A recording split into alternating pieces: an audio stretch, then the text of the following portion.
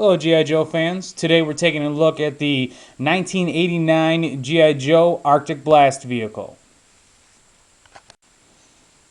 So the Arctic Blast, like I said, was released in 1989. This is one of my favorite vehicles from '89. I owned it as a kid, so there's a lot of memories there for me.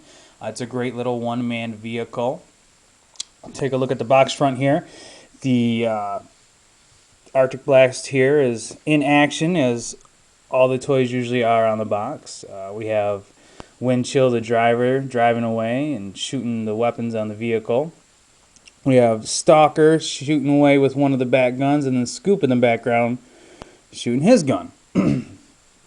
What's interesting here is the artist has actually drawn some of the movement on the vehicle itself. There's some lines here that indicate that it's moving rather fast, and even Scoop's little binoculars on his neck are flying backwards on his neck. So nice detail in the art there. Good job by the artist. And it's a wintry background, and it's your classic G.I. Joe look there. So then we're going to go to the back of the box and have a look at the toy itself on the back of the box. Okay, so it says, in the frozen wastelands of northern Alaska, the G.I. Joe Arctic Blast patrols the icy defense perimeters in search of Cobra infiltrators. And of course it shows the vehicle itself and a few of the features, the positionable mounted guns, the light bar, of course the super realistic detail, it always says that. And you got your flag points in the corner there still intact, 3 of them, 3 flag points. And the character himself, WINDCHILL, his file card there. Okay, so here's WINDCHILL here. Now it says on his file card, his file name is Jim Steele. His primary military specialty is Arctic Blast Driver. And then his secondary military specialty is Cold Weather Survival Instructor. He was born in Iowa, Cedar Rapids, and his grade is E-6. It says that WINDCHILL was an avid ski-mobiler and hunter until he discovered the biathlon. Of course, the biathlon is a winter sport where you ski and then you also shoot with a rifle. So it seemed like the ultimate sport for him, and he might have qualified for a spot on the American team if he had not talked to Blizzard at the National Elimination Tournament. Somehow the idea of getting paid to drive fast, heavily armed snow vehicles was more appealing than winning medals.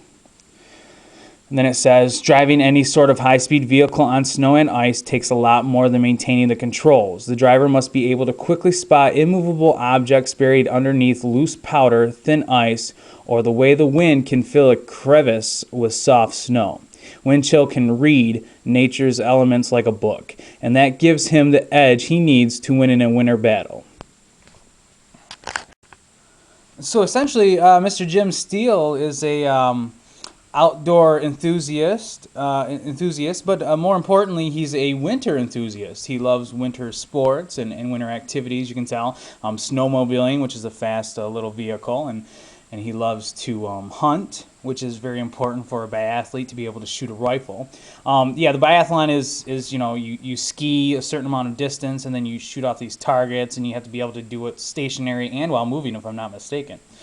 But very interesting sport in itself, and I think it's cool that they say that Blizzard, you know, met him and convinced him to join the G.I. Joe team strictly based on that fact, because it doesn't mention he was in the military whatsoever. So I think that's an interesting thing to think about there. And so here's the figure itself. So WINDCHILL's a really great looking figure. He has some winter camouflage on. It's white with some gray spots on it. It's very fitting for the outdoor wintry looks. He's got the gray slacks and the gray boots. A lot of gray and white. A little bit of black for his goggles there. He's a blonde. So, and he's got a big old mustache. A lot of G.I. Joes have mustaches. I guess it makes him look more manly, I suppose.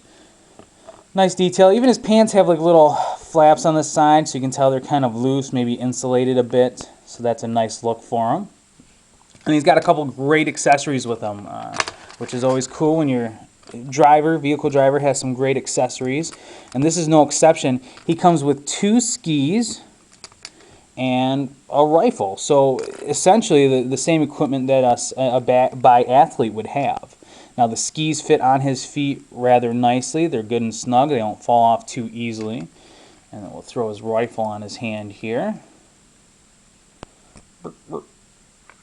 And there you go. So there he is, all geared up, as you will. Now what's interesting about these skis is right on the front of his toes here, they have actually like little machine guns, which is kind of neat. So he could, I guess, shoot with those. But the way they're angled, the way the gun is positioned and the skis are angled, actually if he fired these, they would shoot right into the tip of the ski. So I don't know how practical that would be, but it looks really cool. I like that. And there he is. Let's go on to the vehicle. Okay, so here we have the Arctic Blast itself. A great looking vehicle, decked out in some whites and yellows and greens, and big old black tires. Now, one thing that stands out for me is with these big old black tires is, if this thing is running around on soft snow and ice, the fact that it's all that weight is there right in the center, I think would be very dangerous. You know, when you're on snow and ice, one of the things you want to do is you want to have the weight dispersed as much as possible. So it wouldn't be a very safe vehicle if it was more on the realistic side, but this is G.I. Joe, of course, so we have to imagine that such things like physics don't exist.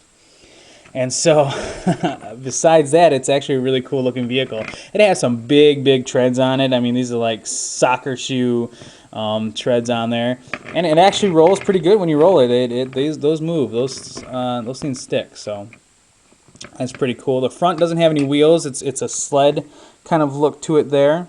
So it would just slide along on the snow and ice there. Two torpedoes on the side here, and they actually have skis on them. So they're a lot like the Skipedos on the Wolf, and they would just slide along on the ice there. And then it has these Gatling guns on the front that if you turn them, they both rotate, so that's a nice feature. You have the driver's seat there, and it has a seatbelt, the classic black seatbelt. But what's interesting is it doesn't just go over the lap, it actually fits across the shoulder up here, so that's kind of a neat feature.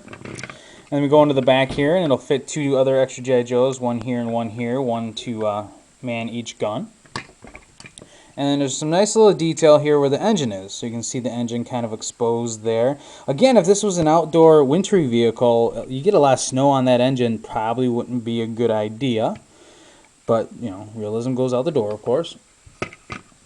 And that's pretty much it for the vehicle there. It's, you know, pretty basic. You know, it's a one-man vehicle. They usually aren't super detailed. Another great feature on this vehicle is there's actually a spot to hold the skis for wind chill.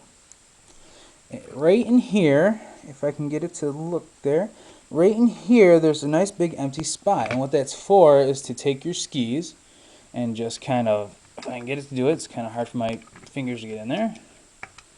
We're going this way. Oh jeez. Throw your skis right inside there, and it holds the skis rather nicely. So there we go, and it just holds the skis. So very cool. You can not only put the figure in and across the shoulder there, but you can also and so of course he can hold his weapons with him. He can take them with him wherever he needs to take them. So that's a very cool feature. So let's load this vehicle up with some figures, see what it looks like.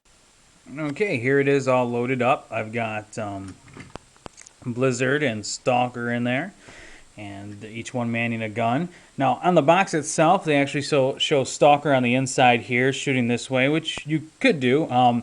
There's no peg on the inside, but there is like a little platform he could stand on and fire, so it's very doable. And that's what it looks like all loaded up.